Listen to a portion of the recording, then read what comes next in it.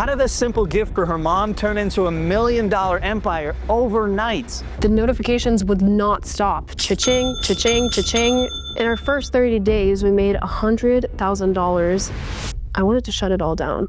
Here's how one video and a $300 embroidery machine changed this family's life forever. We passed $1 million in less than a year. Watch as she reveals her exact blueprint to making millions without spending a dime on ads. It's a lot less about luck than you think. We moved offices 3 times in a year. That's how fast you can grow with social media. This is everyone's biggest mistake when it comes to turning followers into customers. So you're saying anybody can do this?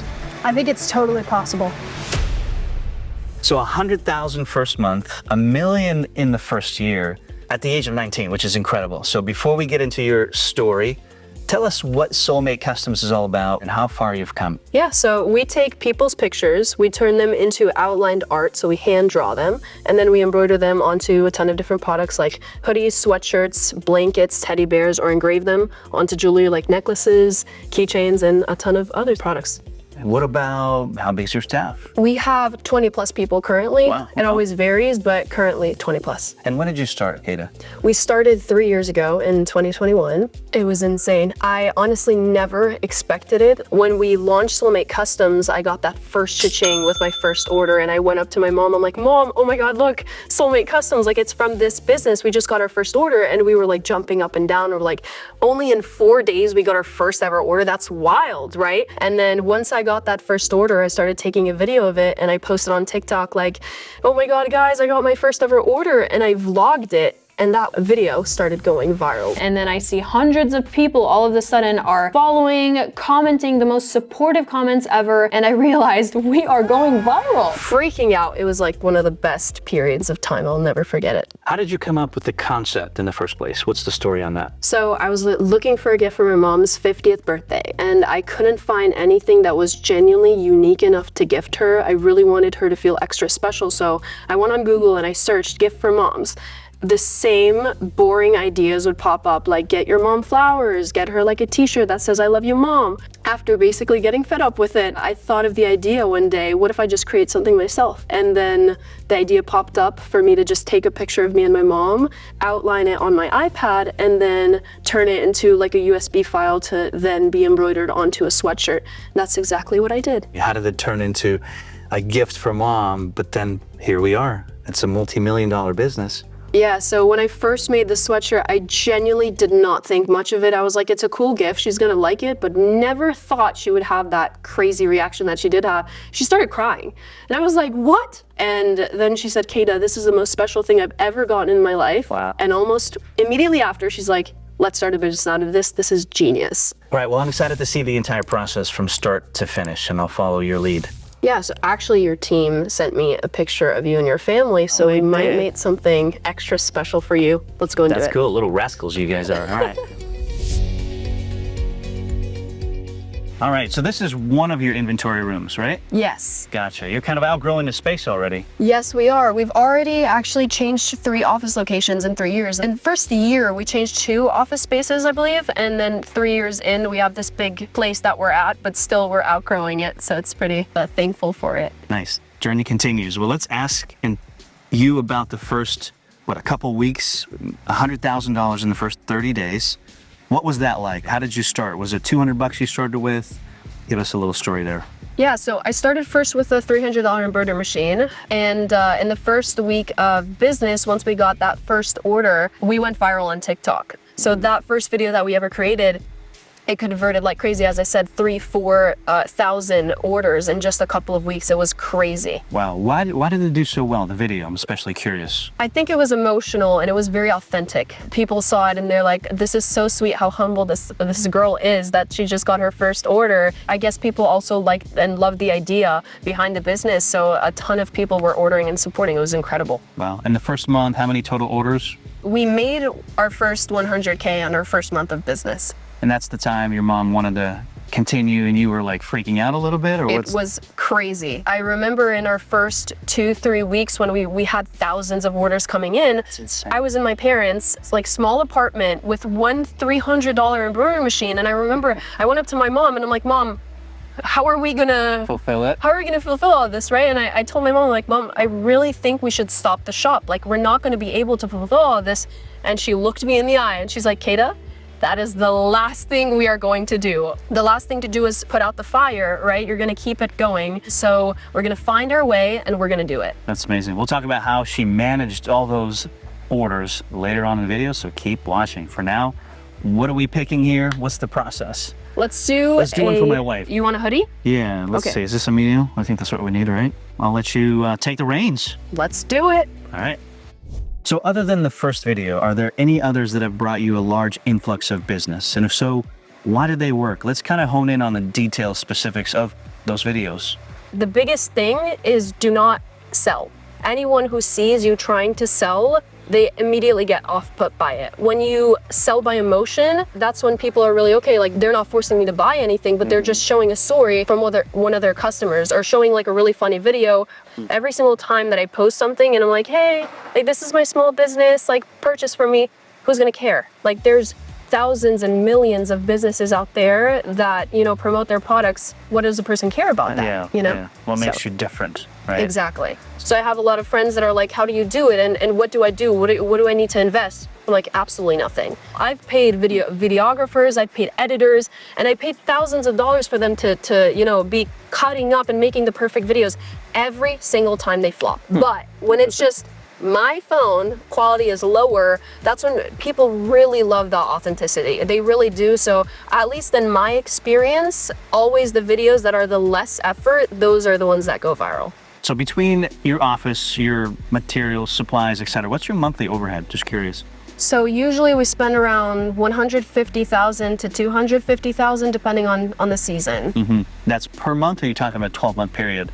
Per month. That's a large number. Yeah. How does it feel like being responsible for it at like the age of 22? I will tell you, it gets very stressful. It's not just about, you know, the expenses, the rent of the office, and like all of the expenses of the material. Most importantly, it's our staff that we have to pay, and then we have to constantly be keeping them in work. And if they don't have work, they have, you know, families to take care of. So it's a lot of stress. It's a lot of stress behind it, totally. When it comes to inventory, Kata, what inventory lessons have you learned along the way? Maybe the hard way. I definitely learned a very hard way, which is purchasing too many items when they didn't sell out, because I just like kind of guess it and play the guessing game. And it just never turned out well, especially when it's already made products. I actually still have boxes that have not been sold for years. Oh, well. Yeah. Is there any software or apps that you're using for inventory management, or how are you keeping track of that? No, currently, no, Really? just Shopify. Okay, everything through that platform. Yeah. Okay. Guys, question for you. Do you think having an idea and a product is all that it takes to be successful? Or timing, connections, who you know, plays a big role? Love to know what your thoughts are. Comment below. I'll ask Kata later on. All right, let's grab our hoodie and go to the next process, which would be, what is it? Prepping it, cleaning it, or just Hooping it. embroidering? We're gonna hoop it. Hoop it. Oh yeah. Okay, let's Yeah. go hoop the hoodie.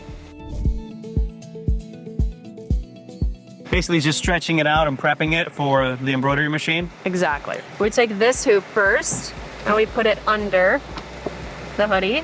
You have to be very careful, because if it's a little bit slanted, then it'll be wonky. Here. Now you've been doing this from day one, obviously. Nobody taught you to do anything. All on your own. It's amazing. YouTube tutorials. Yeah, YouTube tutorials. There's a ton of resources out there. Totally. What's that going in We for? put the backing paper. It like smooths the embroidery. It also like seals it in. There we go. Gotta make now it we put perfect. the hooping. Oh, so it goes into that frame. Exactly. There you go. Let's talk about your design process. An image comes in from a customer. What does that process look like before it hits the final product? Yeah, so the minute that a customer submits an order, it automatically gets assigned to one of our outliners. Usually it takes probably around an hour to actually take that outline and start working on it. And then once they work on it, they send it to our group chat. In that group chat, our digitizer grabs that design and he starts digitizing it. So he puts it into like a machine coded so that the machine understands how to embroider it. Language. Our team member prints out the shipping labels and she puts them together with the USBs. We bring them over here, we grab the inventory, we start hooping them, then we put them on machines.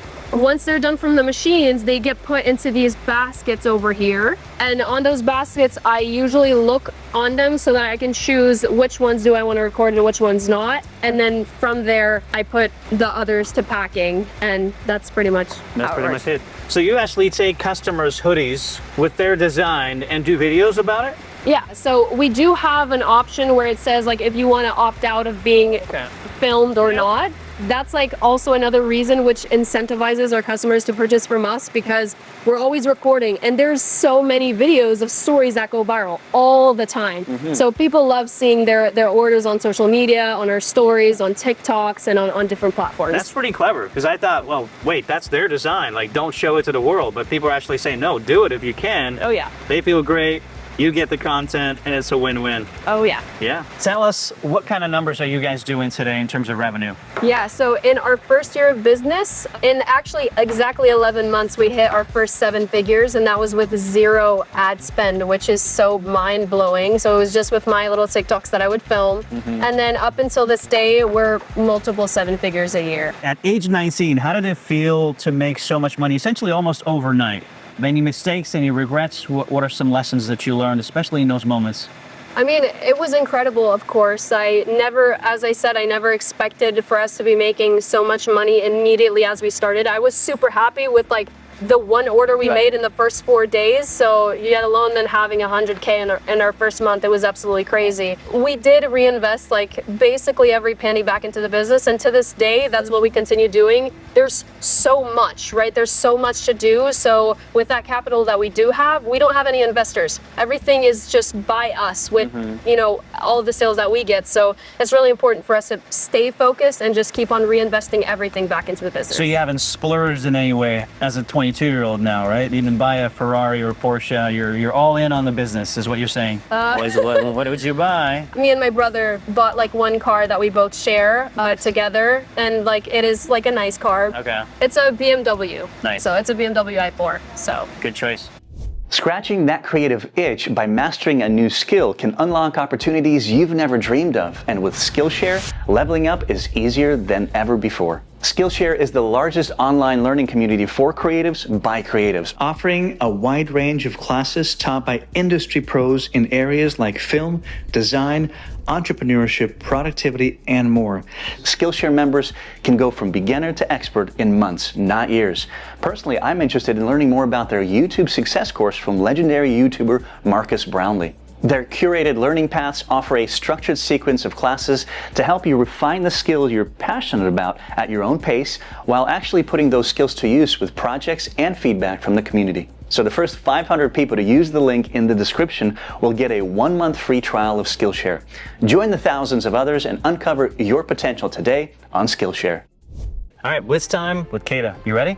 let's All do right, it. what was your first big splurge in that first year of success? Easy embroidery machines. What's the most unusual custom request you've received? The spicy ones get me every single time. They get wild. What's your most viral TikTok? How many views did it get? It was one that TikTok, I think it went up to 35 million views. Wow. That's just in one platform. But it was one that we had an intern. It was her first day working for us, and she saw an order with someone's boyfriend who passed away with angel wings. She started crying. She came into my office and she's like, "Can I step out?" She was crying her eyes out, and I'm like, "What happened?" And then I realized, and I'm like, I filmed a video of the whole process. Of course, I asked her, and that just went super viral. So, What's the best and worst part of being an entrepreneur at such a young age? like, being able to help other people, whether that's our own customers who record themselves crying their eyes out because they can finally wear it, whoever it might be, right, who passed away, or if it's our team members, like they can take care of our families. And I can't believe that I'm a source that I can help other people take care of their families. It's mind-blowing to me. What's your dream collaboration and why? Sarah Blakely, easy. Sarah Blakely, she's my favorite person on earth, best business owner ever, so I would dream. Cool. What's one thing most people don't know about you? Probably the singing aspect. I think a lot of people who know me for business, they don't know that I would sing before, and I used to be on stages. If you weren't running Soulmate Customs, what would it be? What would you be doing instead? Singing and acting.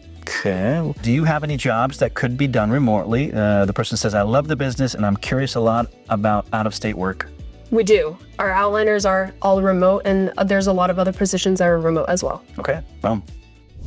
How much does this machine, by the way, cost? This one is actually our first ever commercial embroidery machine. So from that $300 machine, this is what we purchased, and it's $22,000. $22K? Yeah. You Yeah. gotta spend money to make money, right? And how long does this process take once you get everything set up, hit start? Usually our designs are about 15 to 20 minutes, and we don't want it longer than that.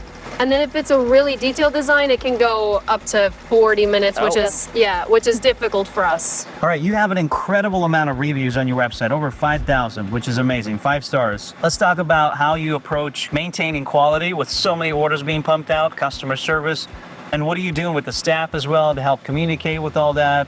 I think for us it's really important. Since we first started our business, it was really important for me if our target audience currently is Gen Z, then we have all of our team be trained to speak the Gen Z language. So especially for our customer service, of course, customer service is also like an aspect of sales. So you want to make sure that you're super friendly and you're speaking to them. Our business is really like a community. It's not just like a customer, they purchase once and they're out. So like we have so many people, like literal supporters. We get fan mail all the time, which is like so wild to me. But I always tell our customer service, there's going to be a ton of customers that are going to reach out to us, and they're going to write in all caps, "Oh my God, I am so excited for this new product to come out." And I tell them, please feel free, use all of the funny emojis, repeat like how they're speaking to you. So if they're in all caps, you write in all caps as well. I don't want it to be that, boring, super professional type of.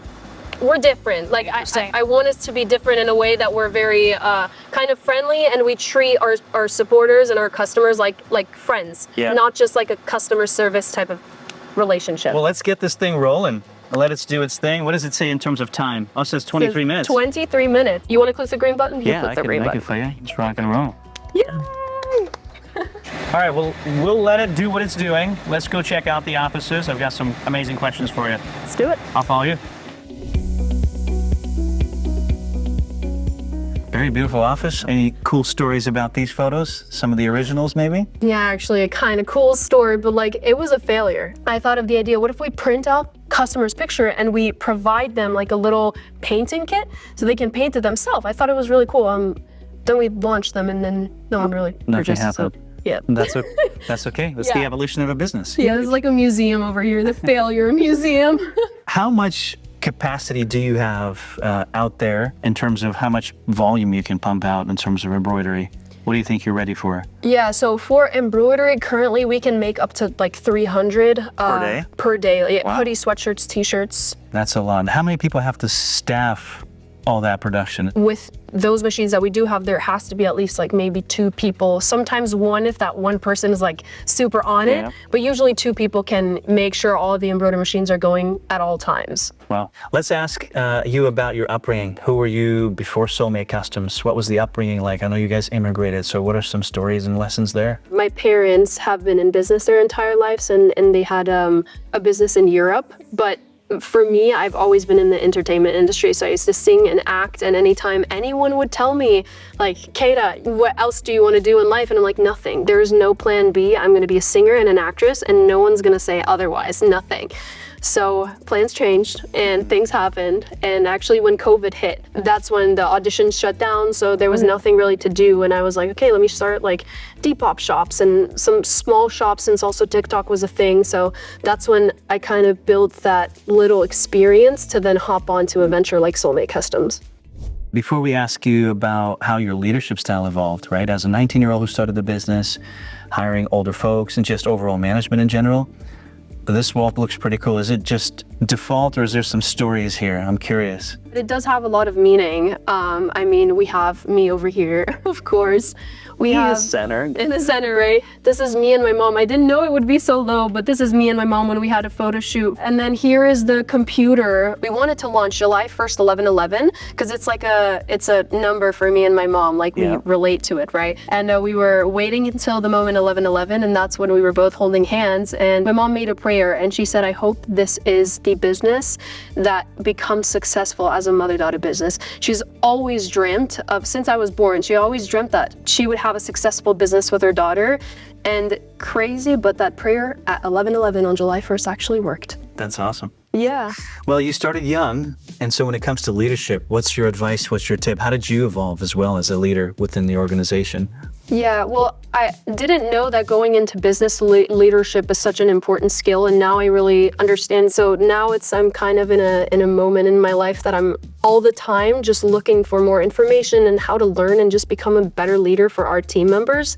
How did you overcome the lack of confidence, I would imagine, right? I think it's just from experience. Yeah. There's no other way to overcome any fear that you have other than hitting it head on. I would have people that were way older than me coming into the office, and I would interview them. When I would call them back, they would always look at me odd, like, is this really who's interviewing me? Like this kid, 19-year-old, 20-year-old kid. Expected, yeah. Yeah, and then I would call them back because we just needed people to help us, and they wouldn't come. So then at one point, I went up to my mom and dad and I'm like, Mom, Dad, can you come into the interviews and like be with me because no one's coming back for some reason. Interesting. Yeah, so it just, based on experience, we always shifted, until we found the thing that works. This is for every aspect in our business. What were some of the biggest lessons you learned having gone through the past couple of years growing, building your business? There's so many, but I think one of the most important that I'm still learning throughout this day is not being perfect. I know everyone says it and no one really understands, but like not being perfect is so incredibly important and crucial in business, because if you wait until that perfect moment for every single thing, it's going to take months, not years, to actually implement. So let's freaking do this! I think scrappy should be a perfect word to kind of talk about like how you should be in business. Scrappiness is very important. Of course, there has to be organization in between as well, but at least for us, scrappiness has been a huge thing. Just go into it. Don't wait until the perfect moment, because it'll simply never be perfect. Right. Yeah. Well said. If you guys are inspired by Kata's journey, do us a huge favor. Hit that like and subscribe button. Not only gives us a pat on the back, but helps us bring on more and more incredible entrepreneurs like Kata. Well, I'm excited to see the final version of the hoodie. Do you think it's ready yet? I think so. Okay, let's go. Let's go see it. Well, that looks pretty cool. You guys get a close-up look. That looks like my family. Oh, yeah. My girls. Beautiful family. Well, let's go make some content with this. Perfect. Behind the scenes, making a live TikTok video. This is how it happens. Just random inspiration, random music, right? Let's do it. All right, let's try it out. Okay. So the Do You Know Them is trending, so we're gonna go with that one. Yeah. Okay, 3, 2, 1. Do you know them? That was perfect. Do you know That was perfect. Let's go. So you can record me. Ready? Yeah. 3, 2, 1. No. But in Declare, we all fam. Do you know them? No. But in Declare, we all fam. What? In Declare, we all fam. In the club, we are all family. That was the one. This is my first exposure to making a TikTok video. After 205 interviews of UpFlip, this is 101 for me. Awesome, man. You got a pretty good looking setup here. Thank you. Thank you. I try my best. How do you choose which orders to create content around? I'm curious about that.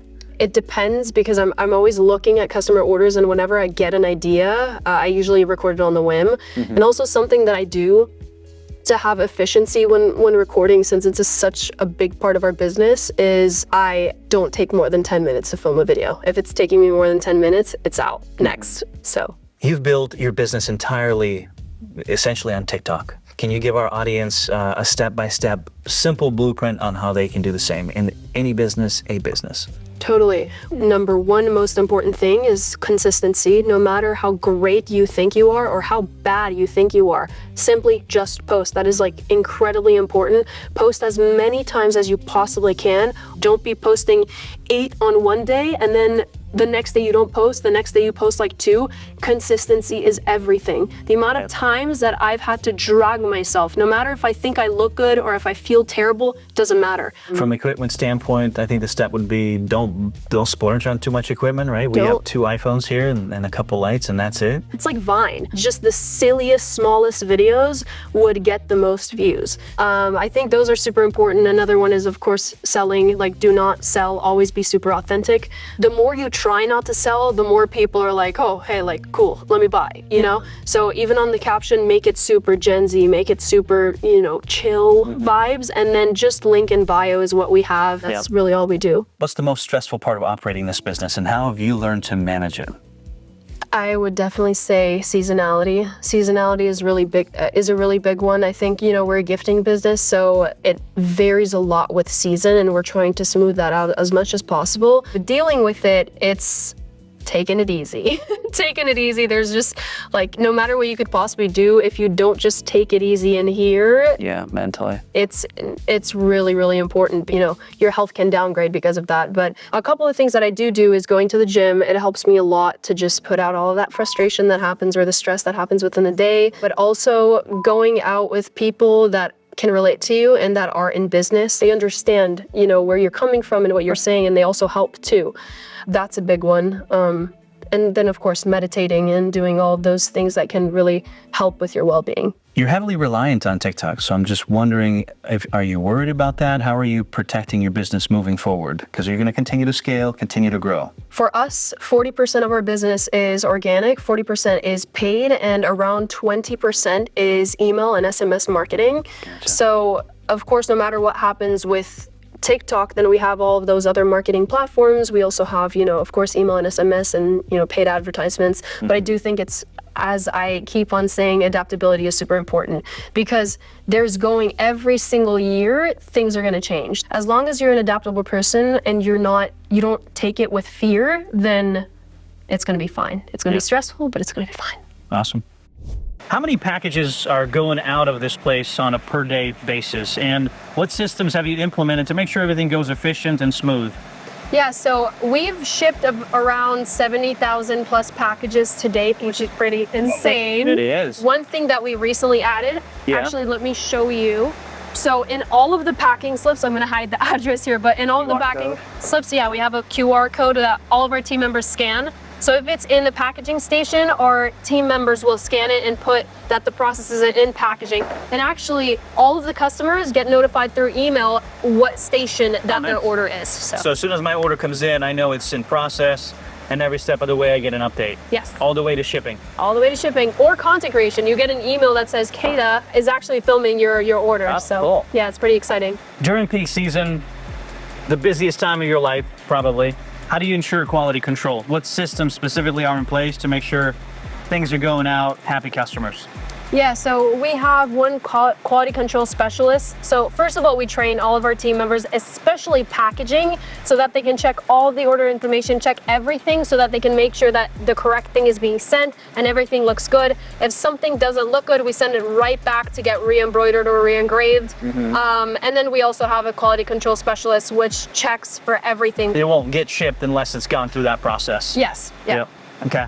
Now, when things do somehow slip through the cracks, what's your process of just correcting the situation? So if it's something that's our mistake, absolutely, like immediately we will reship something. If it's like a hole in your order, if it's an embroidery error, if it's something that we did that the customer didn't request for any reason, then we will definitely redo the order for them and ship it right back out. Early on, we asked everyone on their opinion if luck plays a role in entrepreneurs' journey, success. What do you say to that? What do you think about it? I think it does have a lot to do with luck as well, but there's this saying that my mom always says, she says, the harder that you work, the luckier that you get. So while, of course, luck has a lot to do with what you do, you also have to be prepared for that opportunity, for the time that it comes. If you're not prepared and you do get the opportunity, what's going to happen with that? Having achieved so much at your age, how do you stay focused, grounded, motivated, and so forth? For me, it's super important to take time as much as I possibly can in a week to fill out my journal, which is giving out gratitude. I know a lot of things. I think now I've come to a point where a lot of my dreams, and much more than my dreams, have come true. And at this point, a lot of things happen and you get used to it, right? And you don't celebrate it as much. For me, I try to remind myself it's really, really important to think back where you were 3 years ago. You wouldn't even have ever imagined you'd be at this point where you're at. So Kata, take a step back and really understand what your life has turned into. It's super important to remember that, or else it's gonna get to your head, and that's my biggest fear. I never wanna get to my head. I always wanna stay humble. I wanna help people because it's so hard. It is so hard to get here. So I'm more than happy to help anyone that I possibly can with their journey. All right, if Kata's story inspired you, I've got exciting, incredible news for you. You guys can take the UpFlip quiz today based on your personality, goals, and situation. And not only that, but you can also start and launch your business in 10 days guaranteed. I'm not joking about the guarantee. Check it out, click the link in the description below, and launch your business today. All right, well, let's go ship this thing out and get into some more questions. Let's do it. All right, so what are some last steps left before we package this thing and ship it out? So now we're gonna lit roll it. So we make sure there's no dust from this space. And then we're gonna cut some extra thread. Yeah. So we cut those so it's perfect. And then we fold it nicely. You're the expert folder now. Let's see how that goes. Yeah. It's perfect. You know, like the salt guy? Yeah. We'll get our soulmate touch here. Perfection. See? Nice. Ta-da! Sweet. And now we just put it in a bag and send it over to Germany. Let's do it. What prompted you to get into jewelry? And what percentage of your business is jewelry as of today? I usually put out products that I personally really like because my target audience is kind of like me, right? Gen Z, young, and it's mostly females. So I thought it would be super cute. We started with our, I think our first necklace we ever put out was our heart necklaces. And the second I saw it from our manufacturer, I'm like, I want this because I would wear it myself. It ended up being a hit and it was really popular. So then we started expanding. One of our most top popular products is our tag necklaces. Those ones actually I didn't really think they would succeed, but they completely surprised me. Our tag necklaces are a complete top seller with our keychains as well. With so many product lines, you've got jewelry, you've got the clothing line. How do you track how much inventory you need? What determines that? Is it a software or are you just kind of guessing a little bit at the moment? We do definitely guess in a way because usually we always tend to order based on how much we see people loving it. So in the very beginning, it's like a constant argument between me and my mom. She's always like, okay, we found like a piece we want to order or put out, right? And she's like, let's order 100. I'm like, no, let's order 5 pieces. Let's keep it at 5 pieces. Let me create some sample pieces, see how people like it. And then once we see how people like it, if there's a video that goes viral, you can immediately order it. And then it comes in within like 2 to 5 days. So it's not that big of an issue for us. You have a ton of incredible user-generated content, which is pretty cool, right? What's your advice to others who need their customers to generate the content? And what's it doing to your marketing in general as well? Push them. I think it's super important to be asking your customers and pushing them to be sending you, whether that's through your social media, posting videos of it constantly. I try to tend to make them funny and I'm like, please just give them to me, right? Or you can post on your story, or you can also go through the email marketing and SMS marketing route. Once they receive their order, you make sure to send them an email that says, if there's one thing you can do to really help our business, it's send us those personalized videos or like those surprise reactions. They're huge. Nowadays, my age uses TikTok as a search engine. They don't use Google as much as they use TikTok whenever they're trying to buy a product. If I'm trying to order a pair of shoes or whatever it might be, I swear, I am first going to search it up on TikTok, see the UGC, user-generated content. Based on their reviews, I'm going to purchase it or not. This is me personally. Yeah. And I see a ton of other people doing that. So it's not even just the ROI of what you're going to get because, people are going to, open up their packages and post them on TikTok. It's simply the fact that even if it just has 10 views, there's going to be people watching that video and you need that. You need other people talking about your business because not everyone's just going to trust the business itself. Well, the production, embroidery side, everything's been amazing. I think the only thing we haven't seen is the jewelry room and where all that magic happens. Take us there. Do it. How much have you sold going live and why does that work so well, you think? It always varies between the live, but we've gotten up to $20,000 in one live. And that's like what, a 30-minute It depends. Sometimes it's 30 minutes. Sometimes I used to go up to like 4 hours. Whoa. Yeah. Not the case anymore? I got burnt out from it. So I'm like, you know what? I need to chill a little bit. So now we go like up to an hour and I time them. So if we do like spin the wheels, you only have 30 minutes. You only have 1 hour to be, you know, purchasing something and get to spin the wheel and get something extra with your order for free. So we time them so it also has that scarcity factor to it. Why does it work so well, you think? What's your opinion? I think number one, it's huge building a community. Like it has been one of the biggest factors as to why we've built such a community, because they can speak to me directly through a live. Like they ask a question, I'm immediately answering, and like it gets to the point where like we have people saying, I love you, Kata, like you're such an inspiration. I get that too. Yeah. But It'll happen soon. But yeah, I think that's one of the biggest things. And then also on top of that, it's of course the offers and the sales that they get throughout the live. We always change it. So like one live, everyone who purchases during this live, if you use the code earrings, you get a free pair of earrings. Nice. Or if we do the spin the wheels, whoever purchases throughout the live within the 30 minutes or 40 minutes, then you get to spin the wheel and get something extra. We give like double your order, free hoodies. We give some crazy gifts. So the perks that you get, the incentives, the deals, the discounts from a customer standpoint, there's some sick ones on live sessions, not as much online. Yeah. Okay. Yeah. So tell our audience a little bit about this room, these machines, what they cost, sort of what happens here. Yeah, so machines, they vary from a couple of thousand, probably around 3,000, 4,000, 5,000, somewhere around there. We got 4 of them? Yes, we have 4 currently. We actually just upgraded since Julia has been doing really well, so we just upgraded to more machines. But we have a ton of different products. That's cool. And all of these are waterproof too. I think that's like a big thing why customers love them. There's really no end to the things you can do when it comes to jewelry, There's right? no end. And plus our niche being in the personalized space, it's like anybody can order from us. It's not just for your boyfriend or girlfriend, it's your pets, literally anyone. And this thing slides out or what? Oh, wow. Yeah, it does. I love you 3, now be good for daddy. What's It's a spicy one. I'm not following. I'm slow like that. That's so funny. It's hilarious. I thought that's like from a child or a dad or something. I was like, he's not gonna read it. That's hilarious. Oh my gosh, I think I'm now getting it. Let's move on. What would you tell your 19-year-old self if you could go back and say, do this or don't do this? I'd say work harder. Not because I wouldn't work hard, I would work my butt off, especially as a 19-year-old when all of my friends would be out.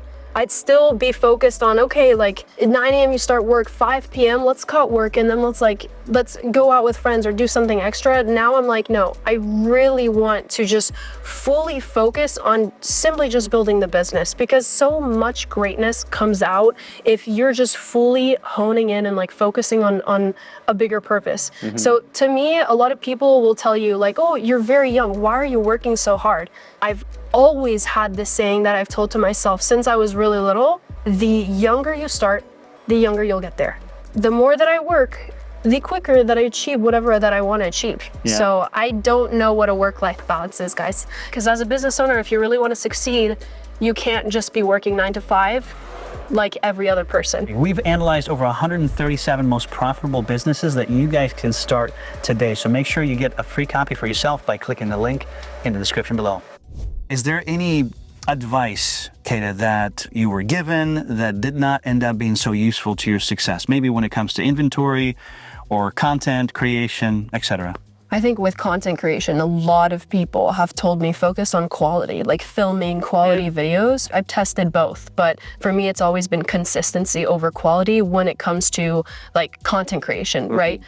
With marketing is everything in your business. If you don't market your business, you can have an incredible product, but if you don't know how to market it, who's going to purchase it? Right. So the great thing about nowadays being in social media, it's free. If I could post 20 per day, I absolutely would, and I will, but once I have a bigger team. So Gotcha. Follow-up question in terms of how you work with mom. I know mom's quite different in terms of what she focuses on. Can you share anything? Maybe she's more organized, you're less organized. What's the dynamic like? Totally. So it's actually the opposite. My mom's very scrappy, but in a good way. So she's very scrappy in a way where she's like, just don't focus on being a perfectionist, because perfectionism won't bring you success. Like, perfection is the enemy of success. It's something that I still keep on constantly learning, because, like, you know, as a human, especially as like women, you always want to be perfect in what you do.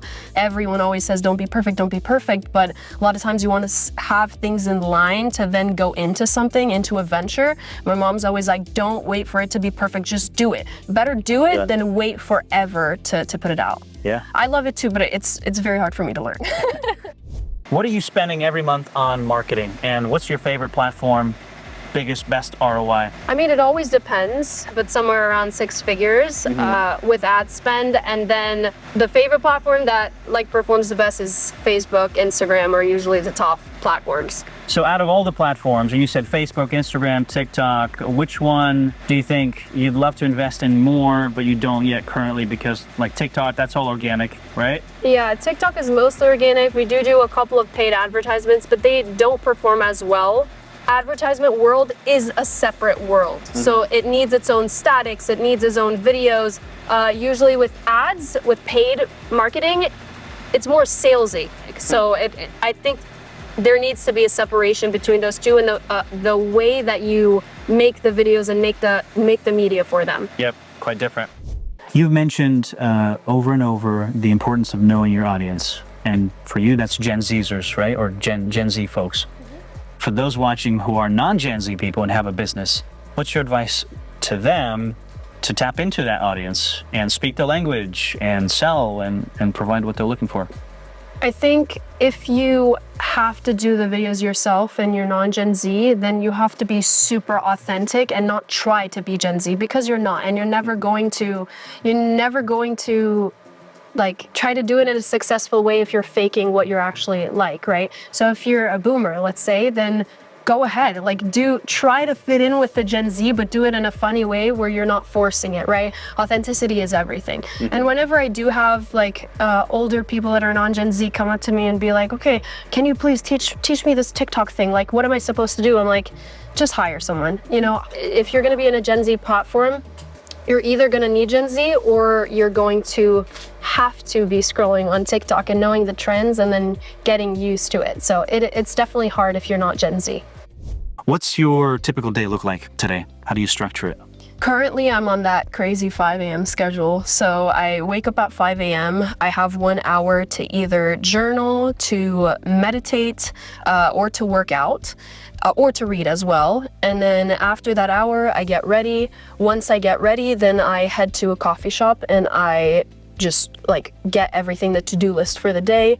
And then after 1 hour from the coffee shop, I head to the office. From 9 a.m. to 12 p.m., it's nothing, no meetings with anyone other than just purely focusing on content creation. Then from 12 to 4 p.m., I have meetings. So meetings at any time with any one of our departments. From that, I go to the gym for about an hour and a half, 2 hours from 4 p.m. to 6 p.m. And then after that, I either go back to a coffee shop to work more, or I go home and I still continue working usually. And then Never stops. It never stops. And then at 8 p.m. is usually where I shut up everything. I read a book, and then I head to sleep whenever I'm just tired with reading a book. So Gotcha. The day in the life of Kata.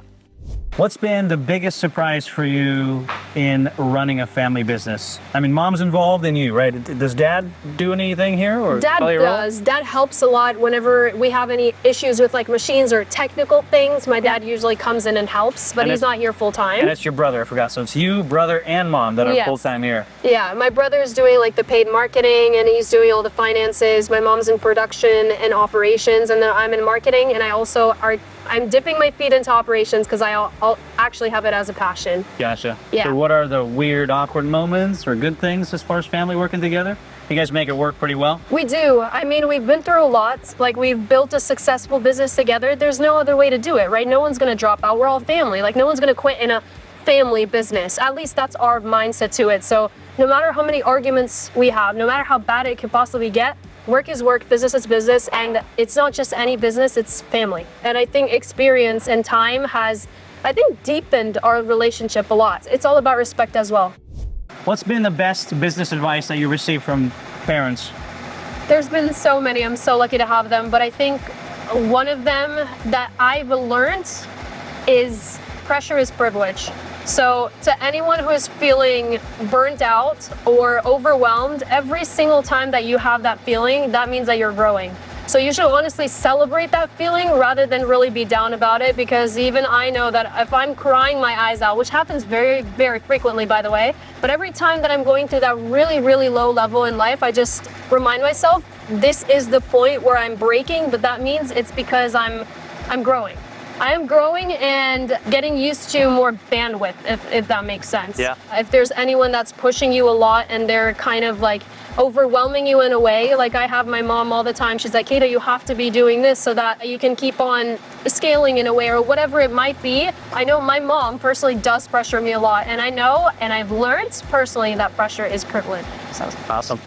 If you love this story, make sure to check out episode 200 with Bryson, who went from telling jokes on TikTok to building a t-shirt business that brought in $1.2 million in the first 12 months. Like and subscribe. We'll see you in the next episode.